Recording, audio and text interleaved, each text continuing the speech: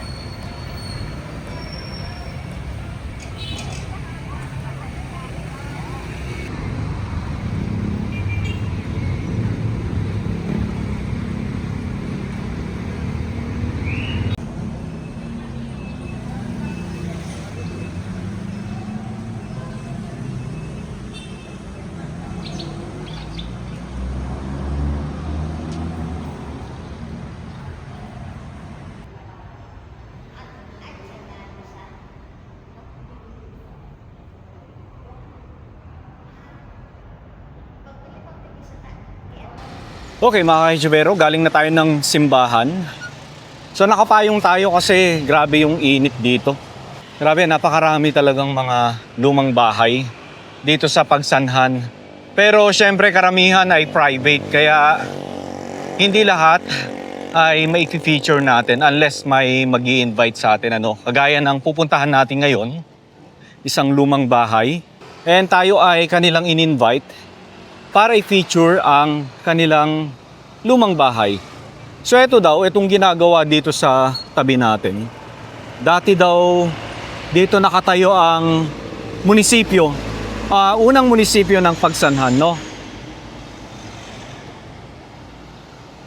Okay? Ayan pa, lumang bahay. So yung pupuntahan natin dito, ayan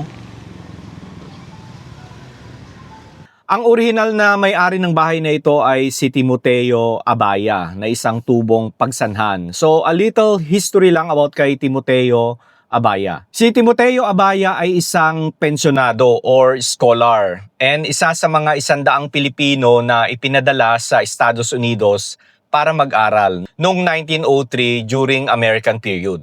Nang makabalik sa Pilipinas, nagtrabaho naman siya bilang unang Pilipino na naging educational supervisor sa province of Laguna. At unang Pilipino na naging principal ng Pagsanhan Elementary School na ngayon ay ang Francisco Benitez Elementary School.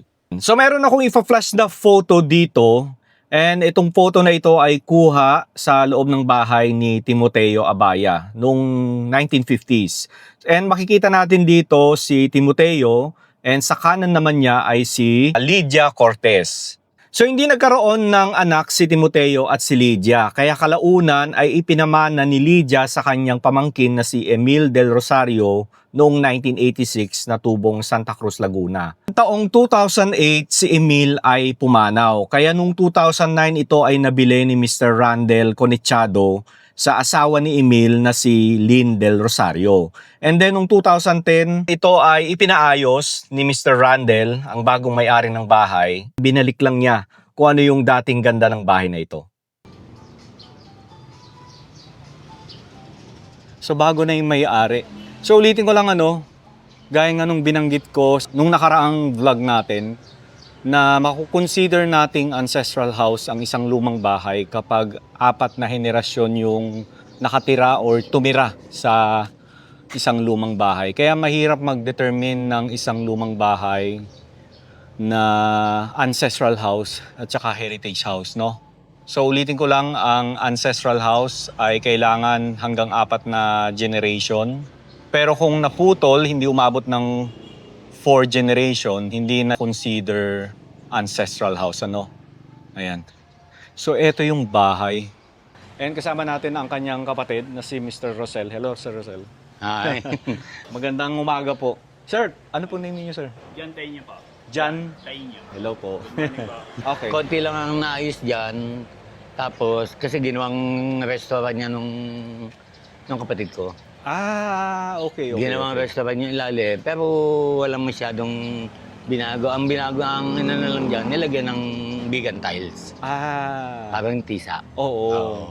Tinerno lang niya yung edad nung bahay. Ng bahay. Oo. Ganda nga ng pagkakaayos nila no.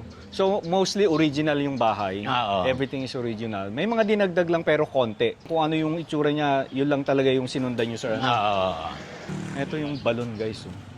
Parang ano kasi may parang poso yan dyan. Okay. Okay. Nilagyan ng mga jetmatic. Oo. Kaya naano namin, may balon. Kasi yung pag-ano ng bareta, lumubog.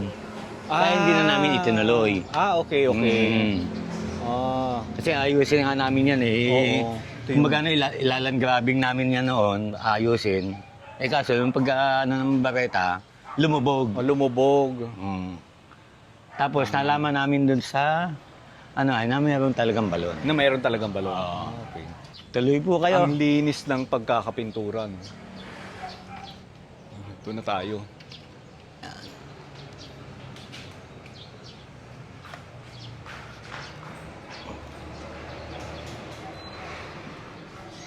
Ginawa pala itong restaurant. So, ito yung pinakasilong nung araw. So usually pag silong, ito yung ginagamit nilang imbakan ng mga ani. Kasi yung tisa yan eh. Tisa. Oo, tisa, yes. Lawak pala nito, sir. Hanggang doon pa pala to. Oo. Ito mo yung kahoy, oh. Ganda. Yung poste, Ay, oo nga, no. hanggang itaas yung gano'n. Ang ganda ng kahoy, oh. Tinanggal na nga ni, inuuti-uti na nga ni dyan yun eh. Oh, tignan mo, sir. Ang ganda, oh. Ng kulay. Bali, 8 yan eh. 8 poste. Isa, Amazing.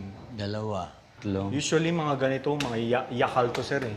Tsaka ito, Mga- ito, ngayon. Itong mga poste na ganito, Hmm. yakal yan, eh. Ay, pala, 1, 2, 3, 4, 6 pala. Ito yung Ito, sir, siguro wala ito dati o ganito na to. Nung nabili ng kapatid ko, Ganito na. kasama na. Pero hindi ganitong itsura niya. Okay. Siya lang nang nag-restore niya. Nag-restore na. Pati pintura. ayan. Oo. Mga tiles. Parang ito yata alam ko pinahabol. Oo.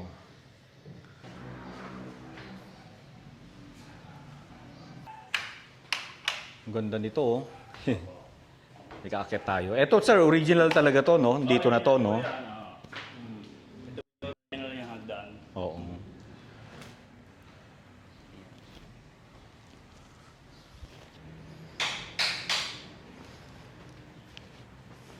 Parang palasyo, sir, ah. Parang Malacanang Palace ang dating. Ang ganda naman ng bahay na ito. So, ulitin lang natin, lahat ay original from ceiling, wall, flooring. Pero yung mga gamit, sir, nandito na talaga. O dinagdag na lang ito. Ang ganda, sir, ah. Nakakatuwa naman ito. Ito yung sinasabi ni Sir Randall, yung etong kahoy. Oo. Hanggang baba daw Hanggang ito. ibabayan.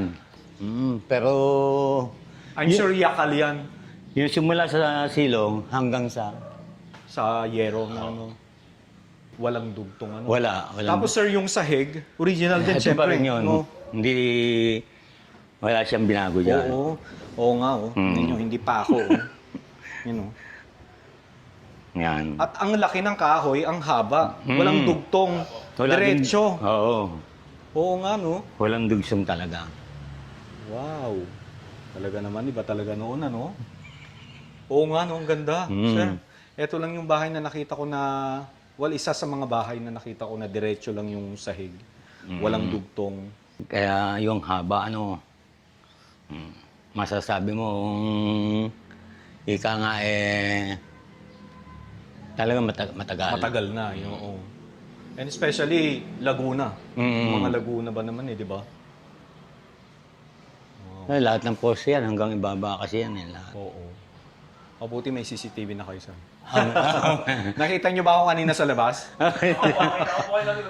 Nawala yung access ko kasi ninakaw yung cellphone ko eh. Ah, ganun po. Oo, kaya nawalan ako ng access sa CCTV dito.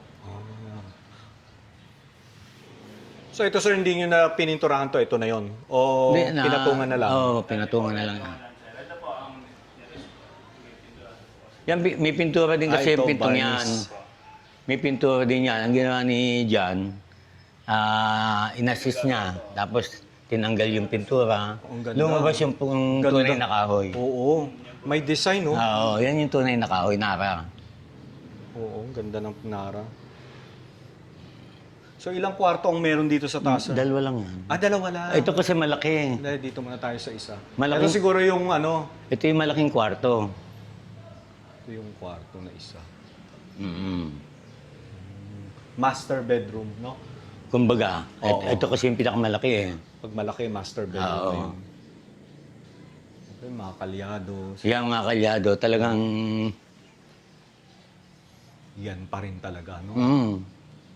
Wala kaming binabago pa dito sa bahay na to, kundi yung pintura. Oo. Ayan, ano tong... Yung kapis. Yung mga kapis. Original, oh. Yan pa rin yun. Nagpapadit lang ng mga pag nabutas na yung Oo. kapis yun. Sir, ito dinagdag na lang to, sir, no? Kasi Ganda. nung halos sa mga ano to, wala naman masyadong gamit na naiwan eh. Oo. Ah, wala na talaga, sir, no? Yung mga siguro, mga ilan lang. Eh, hindi na naano nung kapatid ko. Ayan. Pero mga kalyado niya talagang... Oo. Tapos, sir, ito daw, may iba tayo. Yan daw yung dating munisipyo. Yan, oo, No? totoo yan. Pero nakikita ko ito dati, ruin ang nandito. Mm. So ngayon, tinanggal na nila yung ruin. Oo. Giniba na. Oo, giniba na yun. Parang motor sa... Tindahan daw ng mga ano? Motor. Motor, yes. Okay, so ito yung isang bedroom. Dito naman tayo sa kabila. Grabe, no? Saka nakakatuwa kasi yung mga gamit, binagay nila sa sa bahay. Ah, galing na to na Australia. Sa mga antique shop din. Mm-hmm. Ganda, oh. Ito yung isang bedroom. Yan yung ito mas maliit nga. Mas maliit yan.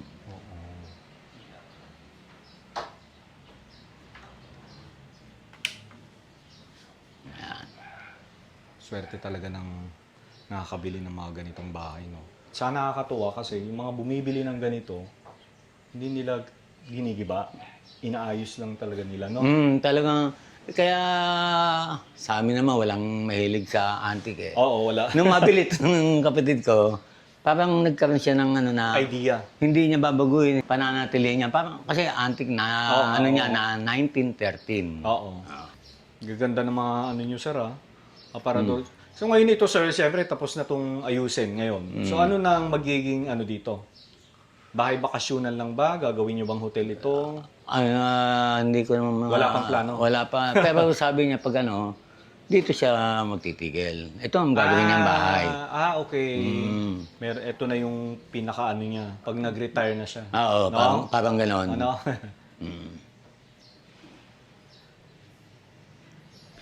Nalumutang ang pagiging antique niya. Oo. Lahat pati ng gamit. Ang ganda nito, oh. Yan, Machuka. talaga. Machuka tiles. Oo. Oh. Tagal pa yan. Ang tagal na dyan Original. talaga. Hindi rin binago yan. Ang ganda.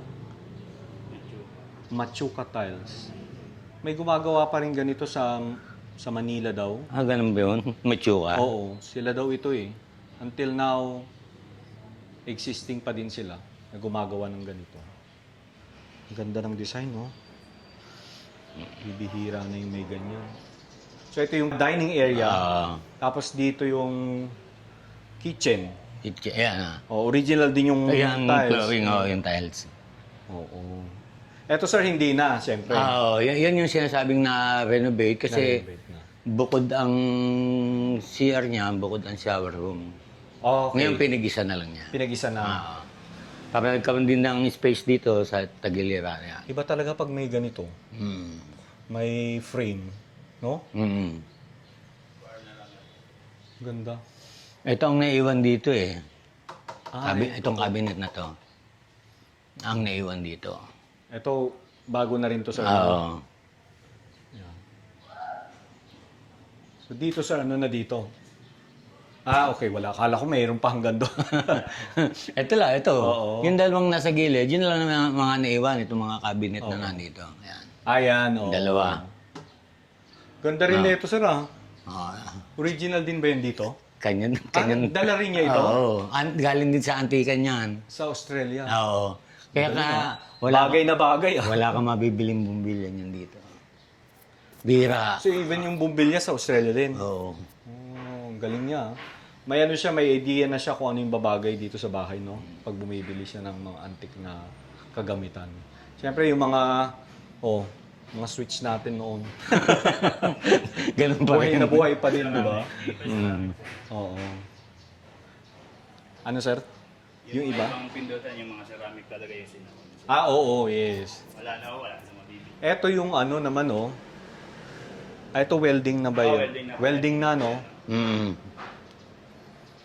Siguro late na ito, Hindi, no? pero inabot namin Ay, inabot nyo na. Okay. Inabot namin ng kapatid ko yan. Hindi naman siya nagpagawa niyan eh. Oo. Nandiyan na rin yan nung mabili niya to. Ganda ng bahay. Congratulations kay Mr. Randall. Sa pag-aayos ng bahay na ito, pag-maintain Yung mo. sa pag-maintain nga niya. Oo. Yeah. Ganda rin ng dining table. Bagay na bagay din, oh. Matsuka, di ba? Binagay sa design talaga. Ganda. Ganda rin nito. Ni-restore mo? Ikaw ba nag-restore nito, sir? Binabalatan ko po yan, binabalatan ko. Ito po, may salamin po talaga yan eh. Oo. Salamin po yan. Tinanggalan ko po nung pinakang ano niya. Para maging ginawa na po namin. Transparent. Transparent. Oh. Pero original yung glass, no? po yung glass niya. Kasi beveled, yo. May ano, Nakita niyo po may... yeah, beveled na tinatawag. Original din to. Sa tingin mo, sir, anong design to? Locally made na siguro, no? Hindi ito yung mga Gonzalo Puyat, di ba? Hindi, no? Ikaw pala ang sikat na mangre-restore ng mga ano, furniture, mga cabinet. Pintor po. Pintor. So ito yung mga nakolekta. Binili ni Sir Randall sa Australia sa isang antique shop. Maganda rin ng mga ano napili niya. Ganda na ito Ano to, sir? Gilingan. Gilingan ng? Parang kape o gano'n. Ang ganda. Tapos may ganito din dito. Ito yung pasilyo going to the bathroom. Tapos dito, sir, wala na to. Okay, bathroom yan. Pinto yan, nung kwarto. Okay. Connected lang pala. Ganda na ito. Ito yung sir, Cleopatra sofa. Yata. Talagang ano. Tama ba ako? Ito Original. Yung ano ay, Bone inlay. Tama ba? parang, Yeah. yung parang, kumbaga nasasabi na, ano, yung porcelana ba? Ivory, yes. Tama. Tama.